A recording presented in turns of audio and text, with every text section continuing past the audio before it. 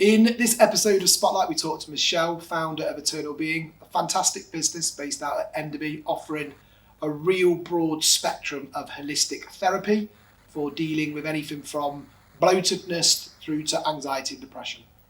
Hi, my name's Michelle Geraghty-Corns. I'm the founder of EternalBeing Detox Clinic.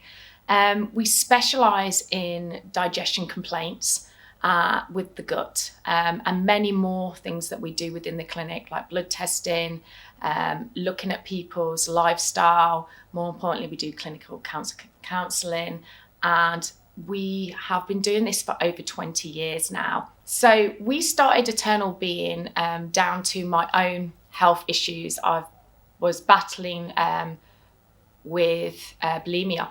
And from a very young age, I was prescribed medication from the GP and was seen by the hospital on a weekly basis, which then affected my mental health. But more importantly, as I know now, it was my digestion. And I became very seriously ill. So I'm very passionate about poo, as my clients call me the poo fairy. So everything that we do within EternalBeing is about gut health, and that leads into all the other bits that we do within EternalBeing. So why is EternalBeing successful? EternalBeing's been successful due to ourselves, obviously, but always listening to our client. And through uncertainty, for instance, like Corona-19, we were able to break every boundary to be able to still reach out to our clients.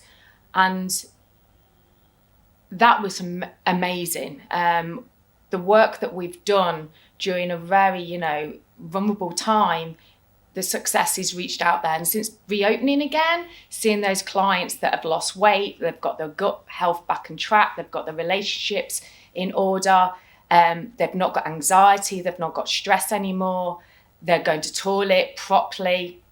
Seeing that is made such a massive difference, but we are always exploring new methods and continuing educating all the time. So I continuously are studying, continuously speaking to experts out there to really push the boundaries.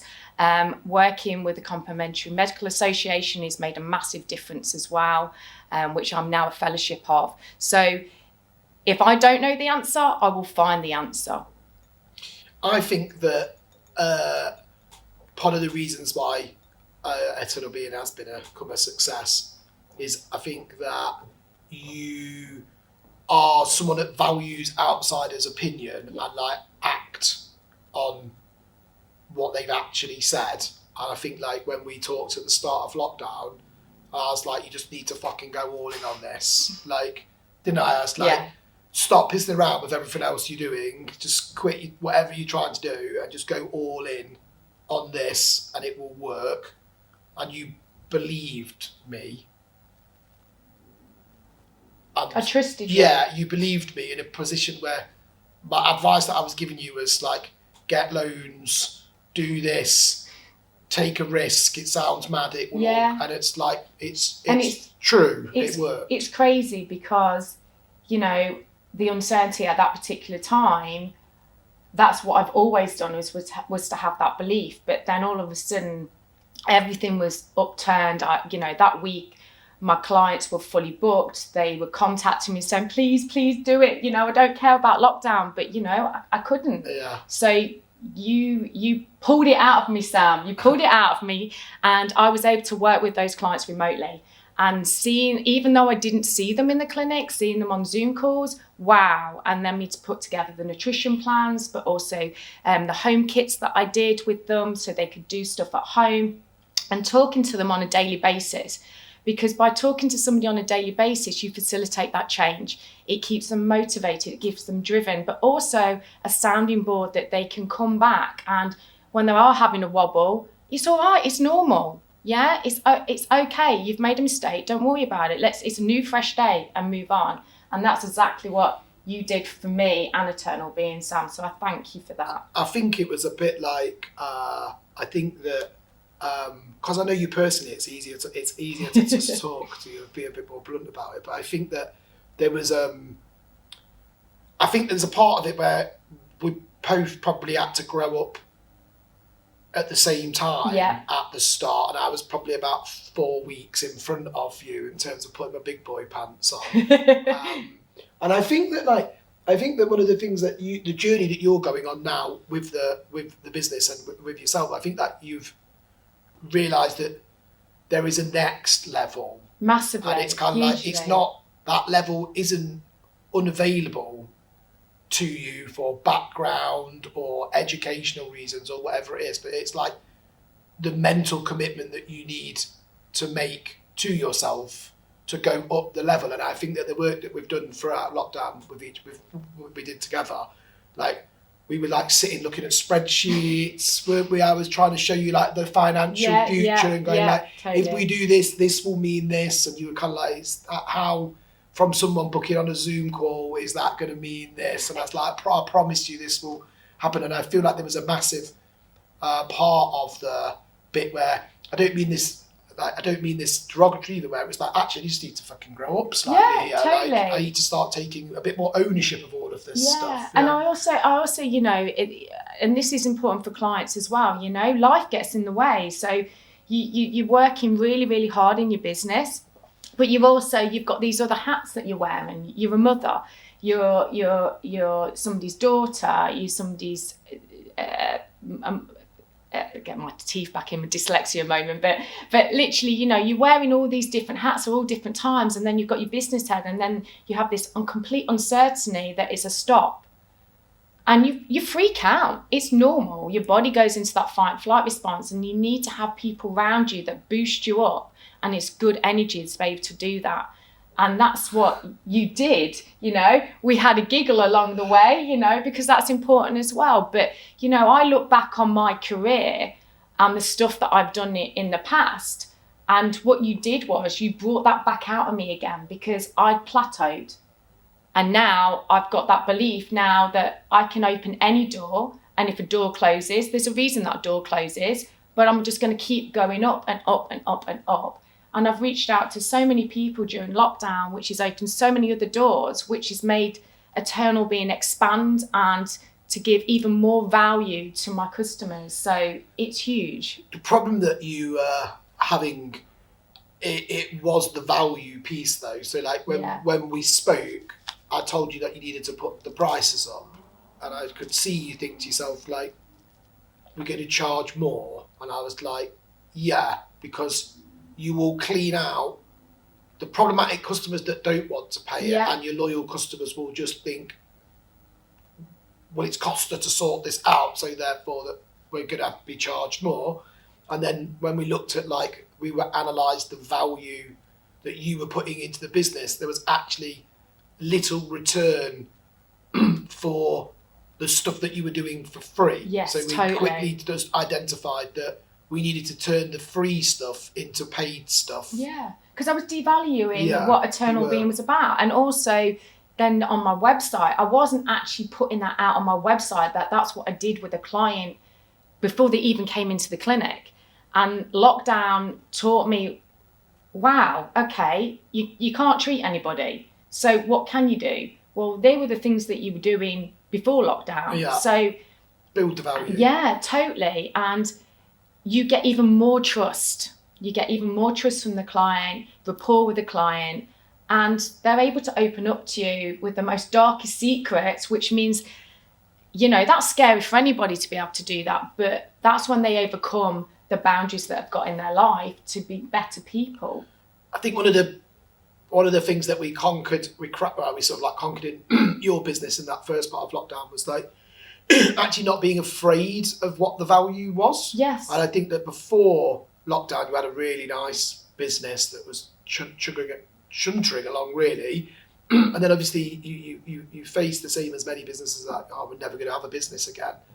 But like, you face the same as many businesses like, we're not going to have a business again. But like, we just looked at the value of what you were offering and made sure that we were actually getting financial reward for that value. And at many entrepreneurs, it's kind of like the first bit you don't think that you could charge for. So it's like when I set this business up, I used to do all the work for free before billing them when it went live. And then sometimes the client would be an arsehole and cancel the next month. Yeah. So I'd done like 6 days for free to get 1 day paid for, and then they cancelled. So the moment that I started charging, this is all we did with you, I remember saying to you, like, the moment that I started charging for the setup fee, the client took it more seriously. Yes, and they spent totally. more in the long run. So it's And all, also, it's all about value. And also the other thing is that, you know, people use the word time. No, that's your energy. Again, going back to our vibrations and so on. Energy is absolutely everything. So why would we want to waste our time or energy to people that are not taking it seriously? And that's exactly how I work within the clinic. You know, I did that prior to lockdown. It worked even more so when I was talking to people over the phone and then onto Zoom, because you do the Zoom consultation and I can tell straight away whether I can work with that person or not, and whether we're compatible, whether what they're wanting is achievable so quickly, and being able to be honest with somebody. Not everybody wants to know the honest answer. No, they don't. And when you give them the honest answer, they're quite shocked. So the biggest thing I would say to people out there is be real, be true to yourself, be true, and also know your niche well. And when you know your niche, you can break that ceiling out. You really, really can. And that passion comes across to your clients, which makes them have lots of energy as well and wants to work with you because they know that they're going to get the right going forward with you. What advice would you give to somebody starting a business? Understand your passion and work really, really, really hard, and understand the reasons why you're wanting to go into that business, and educate. Put the money that you're putting into the business back into the business. That was the biggest thing that I did. When I first set my business up, I had 4 jobs. That's not everybody can do that. And you can get into burnout, okay? So you do need to appreciate burnout as well. But it doesn't happen overnight. It's a process that can take years, okay? So you have to be in it for the long haul. If you're wanting a quick fix, there's no point being having your own business at all. So you also need to get outside people in and to look at parts of the business that you're not so great at, to really push out those boundaries. So it's down to real hard work and also sacrifice. You know, when your friends and that are going out and doing all these different things, you could be up till 11, 12 o'clock at night putting together a plan or whatever it is that your business, or if it's catering, you're working to all hours. And be expecting that you'll be doing everything at the beginning. Everything. I remember in the early days doing my own business cards and flyers. And I look back on them, I'm like, oh my God, how was I successful? But the biggest thing was website. One thing is website. I've always had a website since day one. Website presence is so important. A lot of what you do is directly linked to mental and physical health, isn't it? So. Yeah. The mental health problem is literally the worst thing to try and overcome. It's not like visible damage. It's all internalized, and I think that helping somebody with a mental health condition is also quite draining. So thinking about the start of that, so thinking about somebody that's maybe just identified that they've got a mental health issue or they're not feeling the best. Yeah. What piece of advice would you give to somebody at that point, at that junction in life? What should they do next? They need to see an expert. They need to talk, not to suffer on their own. But is there anything more like before you get to expert stage? Because like you might, like let's say for someone said, well, I've got an appointment and it's 4 weeks time. Yeah. And that's going to be the mental part of their journey. Like, what things can they do, like right now, to make themselves feel better? Write themselves a list. Yeah.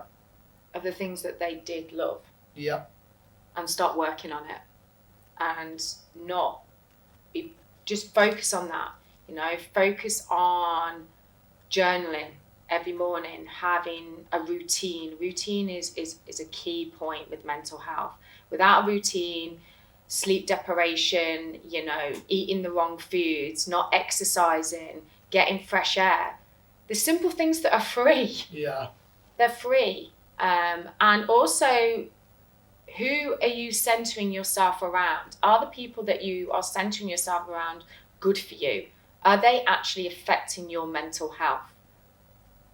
So what you're talking about really is like, what you're actually saying is anybody that's suffering with a mental health problem right now, simplifying what they're doing, streamlining what they're doing, getting a routine in that involves some form of fresh air and exercise, and giving themselves a bit of time to nail that bit.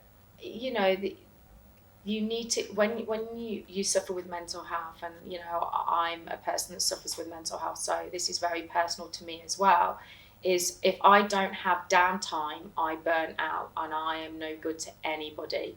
So you have to realise that there's a reason why you are suffering right now, and you need to give yourself time. You need to be kind to yourself, and we're not very good at that. No. We're not good at that. So we will use our triggers to affect even more: drinking, smoking, eating, choosing to be in an abusive relationship. It comes in so many different ways. Taking lots of medication from you know, certain fields, which actually in the long run are not dealing with the root cause. And for me, dealing with the root cause is really important. But start off with small steps. Don't run till you can walk. How do you separate personal and work life? That's quite difficult. You know, when you run your own business, you're on it all the time. So if you're not willing to sacrifice certain parts of your life, then you won't be successful at all. So the people that you're around need to understand that, and they want to go on that journey with you. But I've realised over the years how much that can really affect your boundaries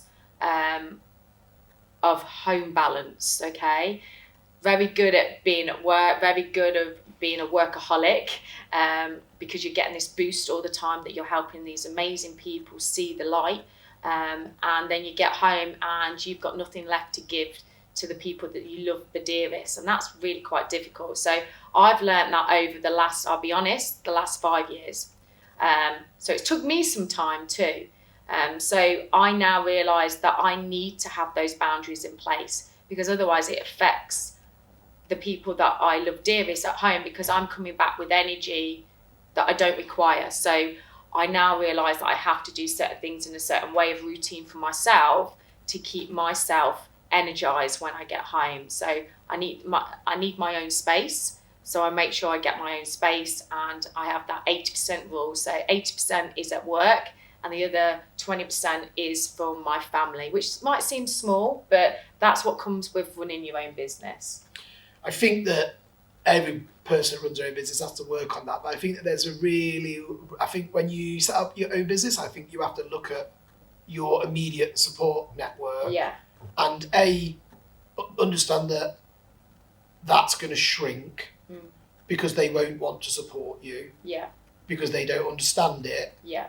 And they're afraid for you at the thought that you might run your own business, and they disappear. But I think that it's really important that you actually have somebody that does understand it. Yeah, sounding board. Yeah, but just someone that's prepared to be committed to supporting you, because it's shit for quite a long time until it becomes good. Yeah. And then your actual version of good is completely redefined to when you first started it. Exactly, because you can actually have tunnel vision. Yeah, you can. You know, you do need tunnel vision though to start with. You do. You're so fixated on getting there, and you can lose grasp of your own surroundings outside your work environment. But you do need that drive, but you also then need to realise in your own personal life, actually, I need things to actually properly switch me off. And that's where, for me, exercising and training, which I've always had in my life, is so important. So, you know, even though I'm a PT myself, I actually go and see a personal trainer who understands this and understands when my switch has gone down of not believing in myself. And as he says to me, Michelle, I'm here to switch you off. Get that bad voice out of your head right now, because I know how driven you are. I want your body to be exhausted, mentally and physically. And then you feel amazing. You can push these walls down, you know? So yeah, and for me, having your own coach as well is important.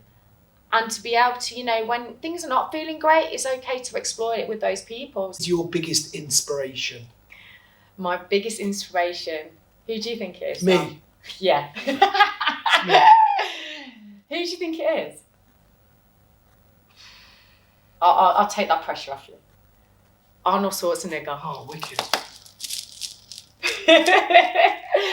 Arnold Schwarzenegger is awesome. Arnold Schwarzenegger is awesome. It's absolutely awesome. If I'm having a low point, and my husband Boo, or Steve, is very good at this, he will put something on for me just to see Arnold Schwarzenegger. Let's get to the chopper. Yeah. Not for any of those reasons, but you know, he came, can I swear, Sam? Yeah, of course you can.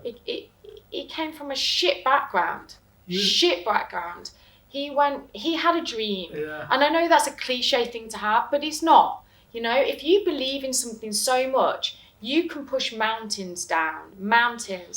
What he's achieved in his lifetime is immense. More importantly, the struggles that he's had along the way, you know, his father dying that he didn't have a good relationship with, and he went and blew it out of the water by competing and winning, you know.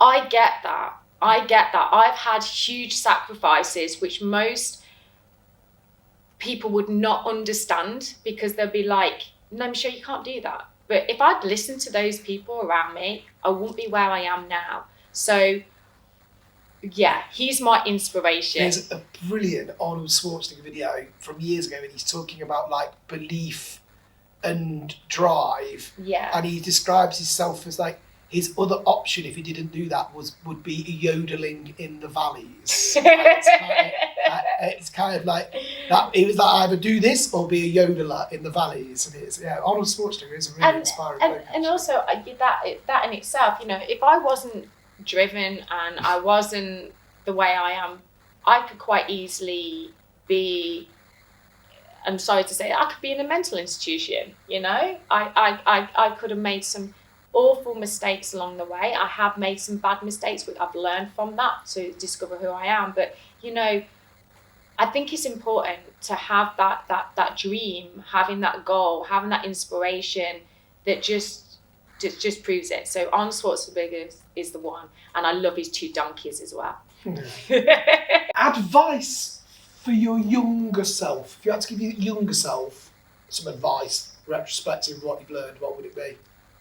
To believe, just to believe, and to be kind to oneself. If you've got no self-belief, you've got no chance. Exactly. Yeah, literally. And do you know what mine would be? Go on. Mine would be believing that it's going to come, but it's not going to come as fast as you want it. Yeah, it's not going to happen tomorrow. No, so putting the seatbelt on and playing the patience game. And you're on a roller coaster. Yeah, that's being patient. You've got to hold on tight. Being patient and doing the same thing every day. Being consistent. Yeah, is what I would say. Being consistent and having that routine of that, and understanding your layout of your day, I find is a real key point. You know, I did too much, far too much. I look back and think, how the bloody hell did I used to do that? So much work. Wow, okay, but I now can step back and think, you know what? You did that to get that belief. I now understand my day, that where I have my most energy and when I have my lowest energy and when I'm more productive. So when I'm working, doing my work, whether it's with Sam, whether it's with my PT, whether it's with my clients, whether it's putting together nutrition packages or counselling or healing work, I know the areas of the day that I'm best to do that, to get the best energy source for myself, and having a really good bedtime routine for myself as well. Has social media been for you? Social media is everything. And when I say that, I mean that from my bottom of my heart. The reason being is that you as a one individual cannot do it, okay? You can't. No matter how good you think you are, you will take away focus on what you're meant to be doing within your business. So to get onto all the different platforms that there is now is huge, to be able to connect all of that. You know, when I first started, the website, you know, internet would only really, you know, was a play in the game, but I was on that straight away. As soon as I opened my business, website was everything. And then I realized that I needed to get on other people's websites to advertise my business. And then I understood, and again, this is being on the spectrum, this spider web effect, you know, all these different ways that you can reach out to all these different types of people, and why that's so important to get your voice heard.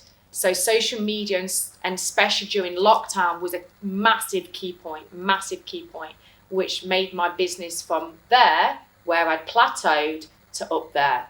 And I'm just going to keep going and going and going and going. So I highly, highly recommend you need to invest. You really do to invest, and listen to your team. Listen to your team, because they've got your best interests at heart. Come and join Sam. Michelle, you have an ability to look into people's souls. What does that mean? Yeah. Wow, okay. It's a gift. I realised from a very, very early age that I was different to other people around me. And that was quite tough as a child, because you don't know how to deal with your emotions. You don't know how to deal with your environment. So I tried to change who I was hugely, to just fit in with the crowd, to fit in with everybody else. In turn, what did that do to myself? It turned me into having massive mental health issues, so much side that then went into my digestion, which I tried to commit suicide. So it is huge. So literally I turned it round down to really special people in my life that could see what was happening, and experts, and I rediscovered myself. And for me, I have an amazing gift, being on the spectrum, being severely dyslexic, that I'm able to feel things that most people they just can't see it, you know, they just can't see it. It doesn't even need to be walking in a room. It's over the phone, it's everything. I feel every single sensation, and that is powerful. So that's how I see into people's souls. It's their energy, it's the vibration straight away. I can read them immediately. I can read whether they're lying. I can read whether they're not telling me the truth. But what I'm good at doing now is that I can hold back.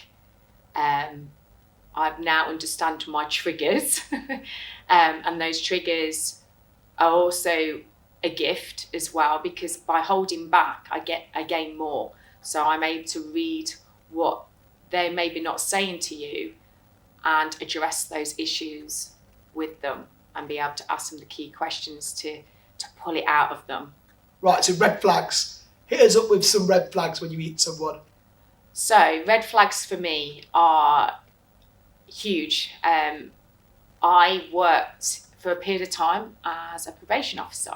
I used to work with lots of different offenders, and I'm able to identify straight away a narcissist and a sociopath. So without them saying anything.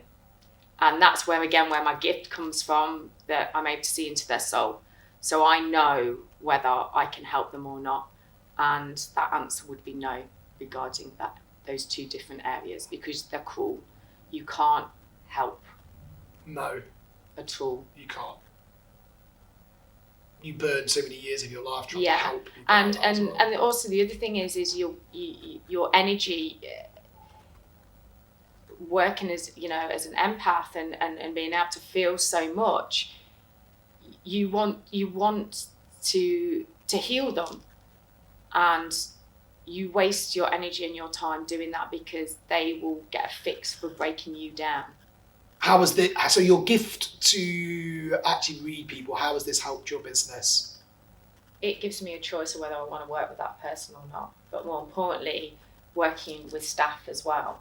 So I'm able to pull out what I need to see if they're compatible with myself, and to be able to, we can, you know, boost each other up. So my weaknesses, you know, is admin, you know, it's I have special software that, you know, reads it out to me and I dictate into it. But, you know, it's important that we understand each other's weaknesses, but also our positivity with each other, to complement that with each other. And there's the same with my clients, you know. I struggle pronouncing words, and my clients laugh at me, but in a kind way, because they actually understand that the truthness of me is wanting to get the best out of them. So they will fill the gap sometimes when it comes out a bit gibbly gosh.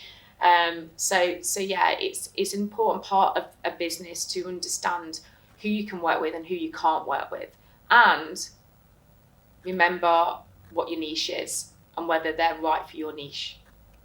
So I think that, listening to that, I think that your ability to actually read people, I think has created a loyalty amongst your client base. And I think that there is an aspect to the treatment that you provide which is holistic, but then there's also like a certain level of emotional security that you provide with the treatment, hence the premium price tag. And I think that that's what creates loyalty with your customer. It's that once you get past that weirdness, that when that first time that you do it to somebody, once you overcome that connection, yeah, it does form a loyalty with the clients, because you actually know that you understand. Yeah, I do. And I think that's. And when you understand like that on so many different levels, and you're able to take somebody through that journey. Oh wow, it's magic. It's pure magic. You know, the buzz that you both get from each other is huge. So yeah. I think if you were applying that like lesson or that piece of that tip, is like, not everybody has the ability to be able to read somebody, but the advice from that is like turning something that you are good at and making sure that it provides almost like a customer service element through your business. So it's like, whether you're making content or you're making chocolate or you're making, if you own a bar, whatever it is, understanding your customer and having something that means that customer feels loyal to you is the advice there, isn't it? It's turning something you're good at and making that and into also that. You know, feedback is crucial. You know, every client that comes into the clinic, they will get an email coming across to them asking about their experience, no matter how many times they come. And that feedback is critical for us to move forward, to keep changing and evolving through this journey of this universe. But more importantly, you know, taking on criticism is important, but you also have to understand criticism. Is it factual? Or is there something else that's involved in there? And that's what I am very good at, is being able to pull it apart to say, okay, let's weigh this up, and explore that with the customer, or explore that with the people that you're working with within your business and with your staff as well. So evaluation is everything, as well as the feedback at the beginning as well. What do you want to get out of it? For me, is to go global, across the world. I want to change people's perception on gut health. The word poo. Why is everybody scared of it? You know? Pooing is amazing, okay? And it is. We all do it. Exactly. And, you know, my clients come with the poo fairy, and I've been called some amazing names since coming back from being out of lockdown, and them coming into the clinic and like, oh my God, Michelle, nobody's made me feel that relaxed apart from my husband, so or their wife. So literally, you know, that is an amazing thing, being able to get somebody in something called parasympathetic nervous system, and to get them to relax so they've got better sleep, their skin looks better, they're not bloated anymore, they're making better choices in their life. I want to spread that word out there about gut health and how much you can change within your life habits that are bad habits into good habits. And most people don't recognize the simple one, just looking at their mobile phone all the time, releasing a dopamine in the gut continuously. So if I can get the key to stop children in particular, that I'm very passionate about, which again I've seen a lot since coming out of lockdown, seeing problems in their gut health, That's huge. And also understanding children on the spectrum, like myself, that they don't need to go through life feeling isolated. They can feel alive and use their magic gifts like I have. Michelle had some amazing advice for starting a business. Passion, belief all came across in her video. Not being too hard on yourself. But I think fundamentally, the biggest takeaway from anybody watching Michelle's story is actually taking the time and the care to look after yourself. One of the things that lots of entrepreneurs do is neglect the body, neglect their mind, neglect their diet in the early stages. And in fact, if I was to reflect on my journey from being an entrepreneur, if I had took my health, my fitness and my diet more serious in the early stages, I probably would be quite a bit further along my journey now than I actually am.